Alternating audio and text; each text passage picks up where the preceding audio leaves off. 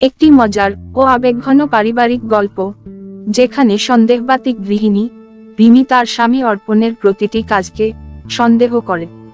তবে গল্পের শেষে এক মজার ও হৃদয়স্পর্শী সত্য সামনে আসে, যা তাদের সম্পর্ককে আরো মজবুত করে। তাহলে গল্পটি শুরু করি।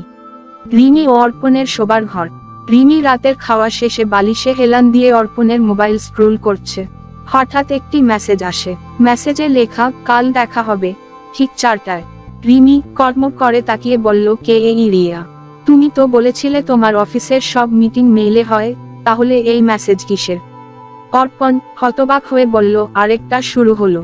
রিয়া আমার ক্লায়েন্ট, কাল অফিসের কাজ নিয়ে মিটিং। রিমি বিশ্বাস করতে পারে না। সে ভাবে, এটা নিশ্চয়ই অন্য কিছু।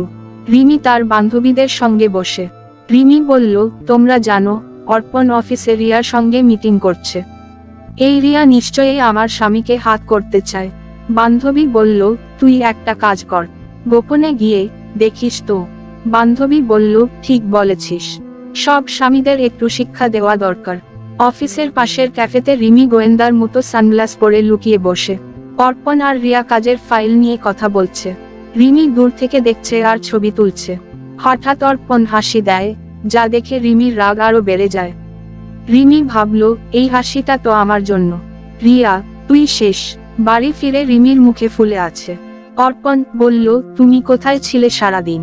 রিমি বলল, তোমার অফিসের বাইরে। তোমার সব চালাকি আমি ধরে ফেলেছি। রিয়ার সঙ্গে তোমার সম্পর্ক চলছে, তাই না? অর্পণ হাসতে হাসতে বলল, রিয়া আমার ক্লায়েন্ট, আর মিটিংটা কাল নয়, আজই ছিল। তুমি এতদিন ধরে আমাকে নিয়ে সন্দেহ করছো, অথচ আমি কিছুই বলিনি। এবার তোমাকে একটা সত্য বলি। অর্পণ আলমারি থেকে একটি গিফট প্যাক বের করে। অর্পণ বলল, এটা তোমার জন্য। রিয়ার সঙ্গে আমার মিটিং ছিল তোমার জন্মদিনের পার্টি প্ল্যান করতে। রিমি স্তব্ধ হয়ে যায়। সে বুঝতে পারে, তার সন্দেহ শুধু তাকে মজার অবস্থায় ফেলেছে। রিমি আর অর্পণ হাসতে হাসতে কথা বলছে। রিমি বলল, তোমাকে আর কখনো সন্দেহ করব না। কিন্তু তুমি কেন এত হাসছো? অর্পণ বলল, কারণ তোমার গোয়েন্দাগিরির ছবিগুলো রিয়া আমাকে দেখিয়েছে। পুরো অফিস এখন হাসছে। বিশ্বাস ও ভালোবাসা সম্পর্কের মজবুত ভিত। অতিরিক্ত সন্দেহ হাস্যকর পরিস্থিতি তৈরি করতে পারে, কিন্তু মিষ্টি ভালোবাসাই সব ঠিক করে দেয়। আজকের গল্প এখানেই শেষ করছি। দেখা হবে আগামীকাল একটি নতুন, সুন্দর, শিক্ষণীয় একটি ছোট্ট গল্পের সাথে। সকলে ভালো থাকবেন, সুস্থ থাকবেন। ধন্যবাদ।